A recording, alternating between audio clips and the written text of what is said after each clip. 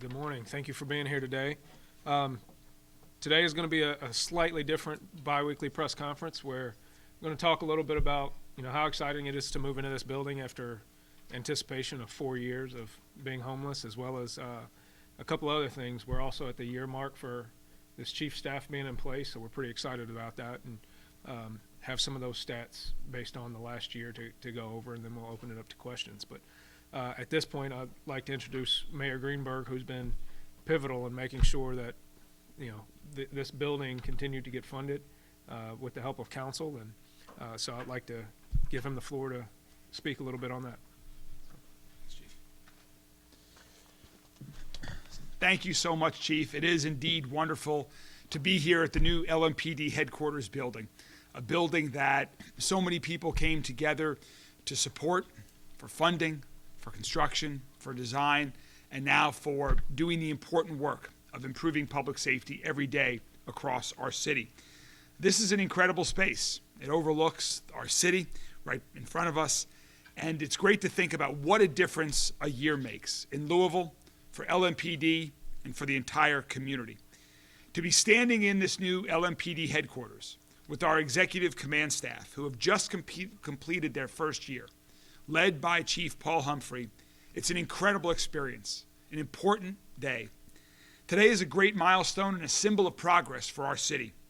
It's been a year of effort and dedication, and I want to acknowledge the hard work and resolve of the men and women of LMPD who work for all of us every day to keep Louisville safe.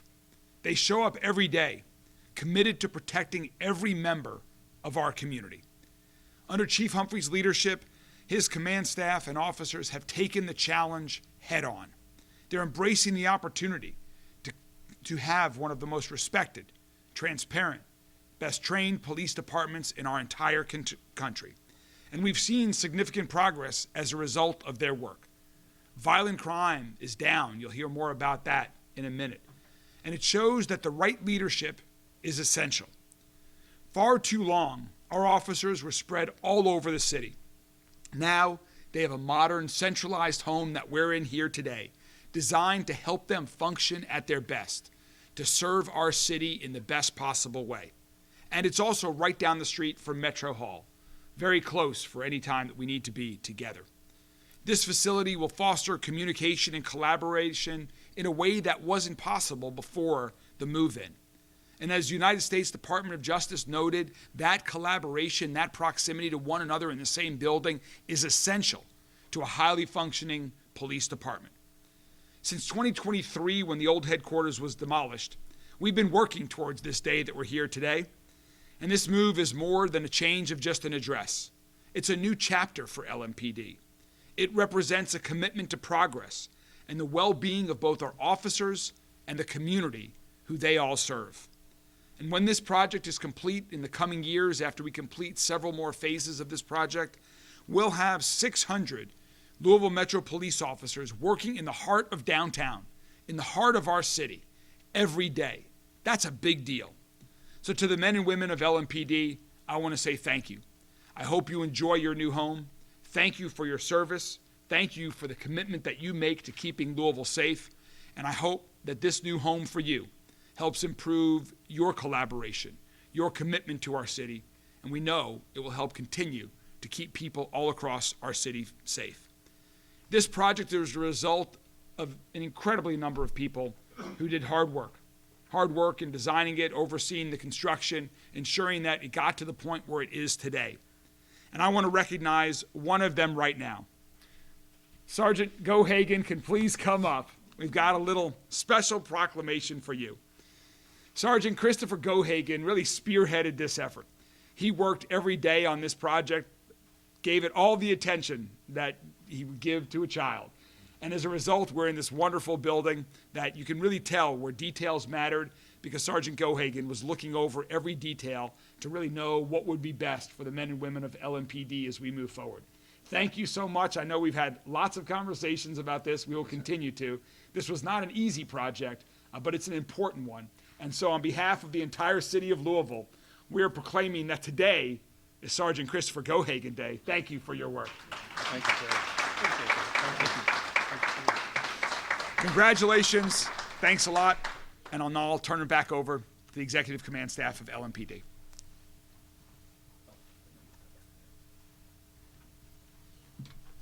So that's pretty awesome. Sergeant Gohagan, as well as numerous other people, have done an amazing amount of work. Lieutenant Chris Watkins is another. It's Gohagan's lieutenant. You know, the thing is about a lot of these projects, when you look at the way the Summit Wellness Center happened and several other things, it's just somebody started off with an idea, but really it takes people like Sergeant Gohagan, the facility staff, all the people that you see, and really that's the people that you don't see, are the ones who get the stuff done. So, I mean, we've got several of our professional staff over here, Carol Boyle, who works in strategic planning, Vicki Caldwell, one of our grants coordinators, personnel from human resources. You know, it's people that are all in this building, and they're getting work done. It's easy for us to stand up here in front of a camera when we have people like that to talk about the work that they do. So, that being said, I'm going to turn it over to Deputy Chief Ryan Bates, who's going to give you a summary of some of the stats over the past couple of weeks, as well as the past year, and then he'll turn it over to Deputy Chief Emily McKinley.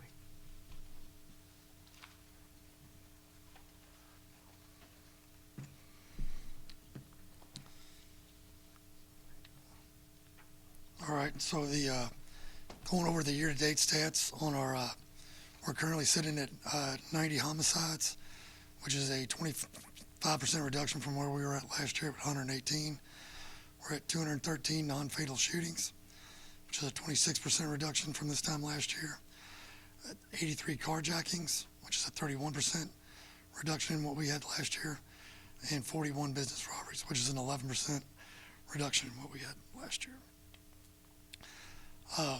This next slide is a good slide. It shows where our calls for service are actually down 6%. But the reason I like this slide is it's a testament to how hard the men and women of LMPD are out there working for the citizens of Louisville to keep the community safe. We've had a 36% increase in self-initiated activity from this time last year. 30% more arrest warrants are being served than were at this time last year. And we've had a 12% increase in arrests. So that just not only shows you how hard everybody's out there working, they're not only responding to crime, but they're actually seeking out criminal activity to deter and prevent crime, to keep this community safe. So the citizens of Louisville should be proud of that. I know we are. This serves as a crime comparison for a year-to-date from 2023 to 2024, and 2024 September to now. As you can see, everything's trending in the right direction. Homicides are down. We have 35 fewer than we did this time last year, 86 fewer non-fatal shootings, 25 less business robberies, 69 less carjackings, and 27 fewer fatal accidents.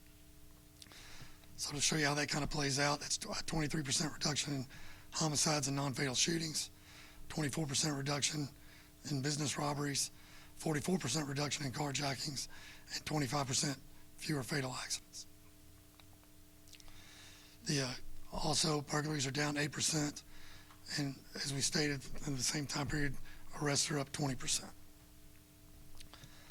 So I'd like to now introduce Deputy Chief Emily McKinley.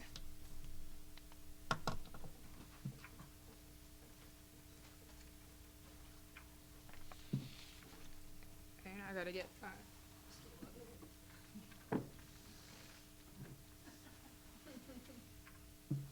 yeah, we all need a little step stool, but I need a little bigger one. So again, my name is Emily McKinley. I'm one of the deputy chiefs for LMPD. And one of the main focuses, or a big focus for the next and upcoming year, is going to be the community commitment and how we're going to work with the new monitor, implementing those requirements in that community commitment. And so last week, Mayor Greenberg announced that Effective Law Enforcement for All is going to be the independent monitor for the community commitment. And we're really excited to welcome Alifa, which they will go by to shorten that name. And we're really excited to start working with them. We're familiar with many of their team members and know that they have a proven track record for a commitment to fairness and accountability and effective policing. And it's not just a box that we're going to check. It's a partnership that will help us become better as a department and better as a community. And the monitor will work closely with LMPD each day to implement the requirements that are outlined in that community commitment. And they'll also report out to the Community Safety Commission. So they'll report out periodically to that commission, and that's part of the mayor's Safe Louisville plan. And so this will ensure transparency and accountability at every step. The commission will represent the community's voice, and their presence makes sure that what we do is not happening in a vacuum, but in a full conversation with the people that we serve.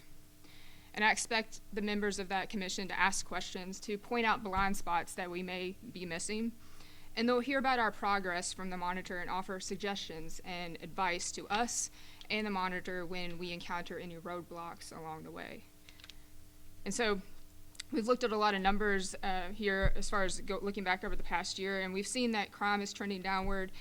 Recruitment is up. We are about to select our next recruit class here on Friday, and that the last class was the largest class. I hope that this class will be even larger, and so far that's going to be the case. So recruitment's up, crime is down, and communication and trust within the community and our department is improving. And transparent updates with including this bi-weekly press conference that we're doing is just an example of that. And we're having more open and honest conversations within our department with our officers. And I'll pause there because it's easy for us to stand here at podiums and do press conferences and talk about policies and talk about crime and process. But behind those numbers are people, and so we need to understand that and we need to remember that. So it's officers that are working tirelessly each day to drive crime down and protect and serve this community. And they're the ones that are out there doing the hard work every single day. And it's the professional staff that show up each day, and it's really great to see them here at the press conference because we're now all in the same building. They, are drafting policy language and completing reports and analyzing data, and we rely on them so much for the work that they do. But those numbers also represent members of our community. Those numbers are victims. There's witnesses behind those numbers. Those witnesses give us information to help us solve crime and drive crime down. And it's important that we remember that those numbers are people. And it's other leaders that strive and serve this community each and every day that work with us. And so while the last year of Chief Humphrey's first year was about laying that foundation, about leading and listening and building systems and processes and relationships within our community and setting expectations for ourselves and for each other, the next year is where we're going to have new challenges and new opportunities with this community commitment that's in place and the independent monitor that we're going to work with. The expectations are going to be higher. The scrutiny is going to be sharper, and we expect that. We want that. And the work will be harder. And we know that it won't be easy, that meeting new standards, adjusting policies, and implementing training plans, all of this is going to stretch us. It's going to stretch us pretty thin. And that's exactly what needs to happen, because when you want to grow, you have to put yourself in very hard situations and make yourself uncomfortable. And so we're willing to do that. We're eager to do that, and we're excited to do that. So this next year is going to test us. But with every challenge comes the opportunity to show that progress is real and trust can be built, and that growth doesn't stop with past year's gains. And so we're ready for the challenge, grateful for the progress so far, and we're committed to proving every day that this department is dedicated to serving the community with pride and with integrity. And so that's the promise that you see in that community commitment. That's the work ahead of us, and that's what we're ready to deliver together. And so at this time, I'll open it up for questions for the chief and the mayor or anybody else. So hang on. It wasn't time for questions yet. She jumped the gun just a little bit. So so first of all, I'll say that I will use the podium steps too, because the number one question that I get when I meet people in public is, I didn't know you weren't very tall. So yeah, I'm short. But on a serious note, I want to update you on an incident that just happened. There was an explosion over at Union Carbide. As of right now, we've gotten reports of no injuries.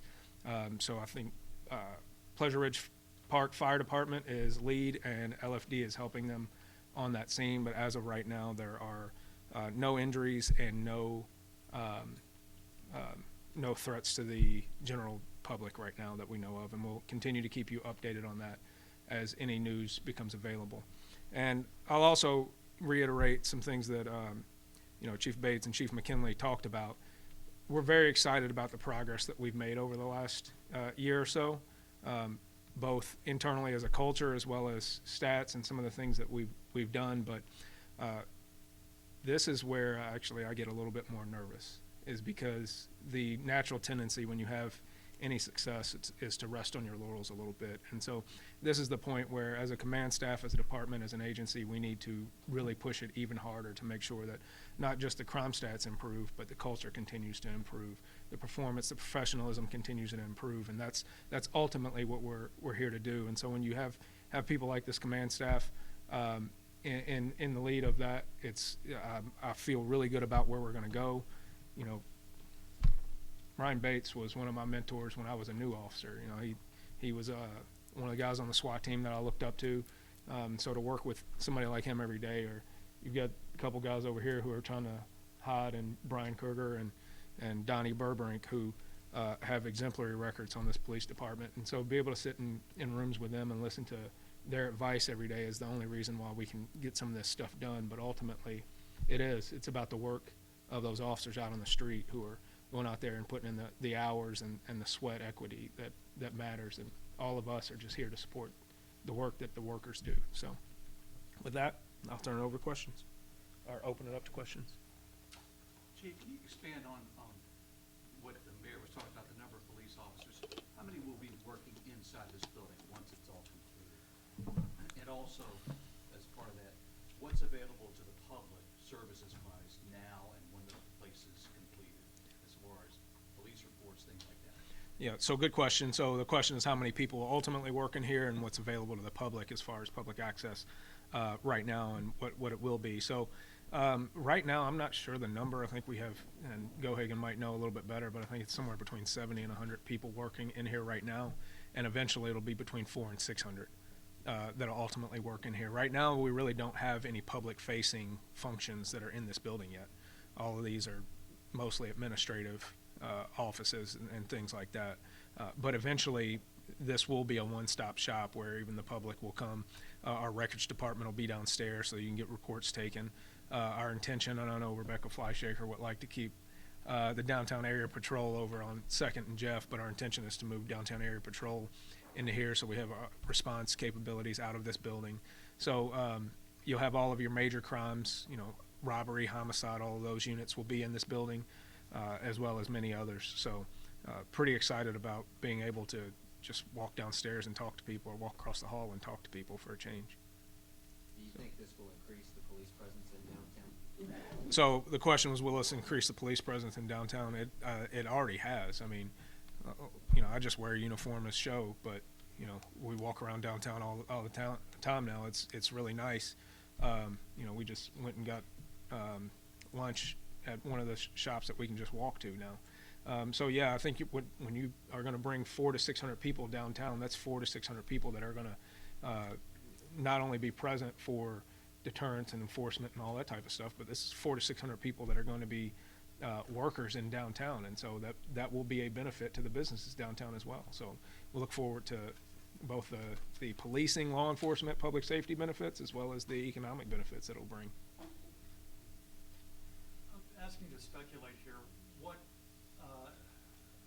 What impact do you expect to have looking at this building as a tool, what impact do you expect it to have on actual policing at the street level? So the effect on actual policing at the street level, you know, the funny thing is that since I've been on this police department now 19 years, I think the old headquarters was condemned even then, maybe. You had sewage coming down on people's desks. You didn't have a healthy environment to work in. Your work product often reflects the environment that you work in. And so to have homicide detectives or robbery detectives that don't have to worry about things leaking on their desk or roaches running around creates a healthier atmosphere. But the other thing is that it's that water cooler effect also. The fact that HR can walk down the hallway and we can actually have a conversation with them, as opposed to having to drive to their offices or talk on the phone. The fact that we'll have our force investigations unit right here in the same building with the legal staff and the command staff, and working in the same building as the people whose use of force they're reviewing, and they can just walk to their offices and get better. That's how improvement happens. Improvement's a collaborative effort. And so being separated creates barriers to improvement. And ultimately, I think you build culture better when you're in the same place. This also creates what I think will be a great opportunity for recruitment. You know, we're able to show off the Summit Wellness Center, and people are very impressed by that. It'll be nice to have a police headquarters that we can walk people into as well. So. Where are you at on the recruitment numbers and staffing level? So we actually will be selecting another recruit class Friday. So knock on wood, it should be bigger than the last recruit class that we had. So, but either Friday or Monday, we'll be able to get hard numbers to you on that update. What will the amenities be here? Did you have a gym at the old building? So as far as amenities, we did have a gym at the old building. I don't know if you would want to call it a gym. I think it was more like a tetanus factory, but so we did have a small gym. We won't have we had a basketball gym in there as well. We won't have that here, but there will be some workout facilities downstairs. But really, the amenities are that you can breathe clean air and drink clean water, and you can actually talk to people. So I know that's not the answer you want it to look for, but this is not a spa. This is an office, and so we're also not Google where you get to just show up however you want. Maybe looking past just the word amenities, there are certain needs that a department has that are beyond a typical office building. So what special do you have in this building that a typical office building would have? Right. So the difference in some of the typical office building is obviously some of the security measures that we have to have in here. Obviously, it shouldn't be and will not be an easy building to get into. You know, I'm not going to get into all the security measures, but we do have several layers of that.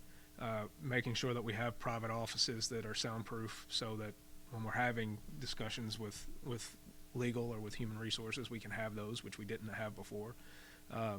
And so to have competent, functional workspaces, to have break rooms where you can actually eat, those are important functions for us.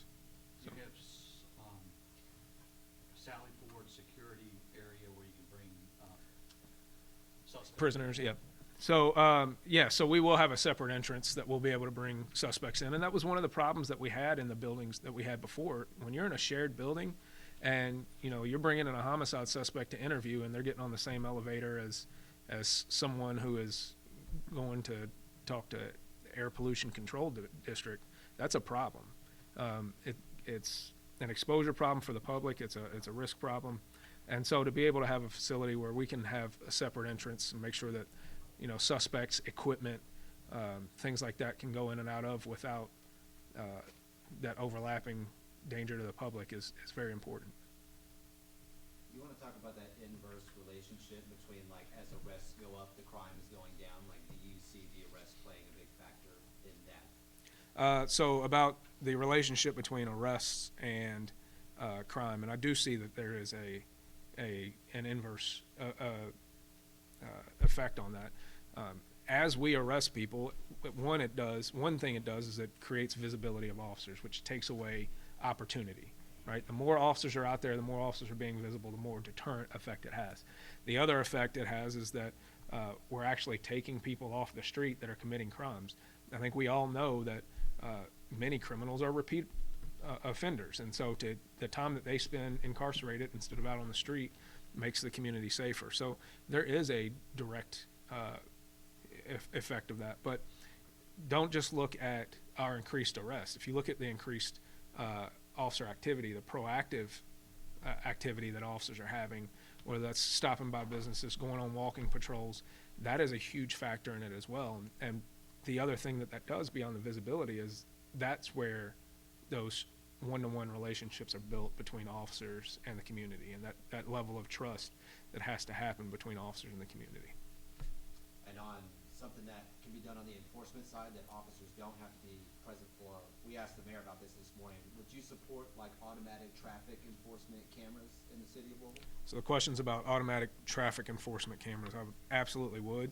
I am not a traffic cop, would never pretend to be one. I used to make fun of them until I realized how important their job was when it comes to public safety.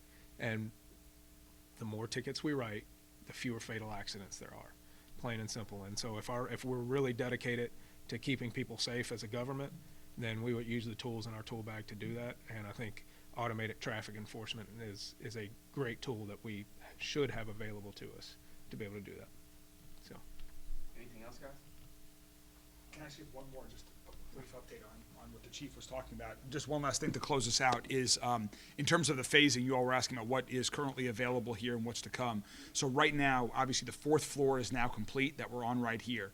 We have secured funding for the 3rd floor as well, so that work is underway.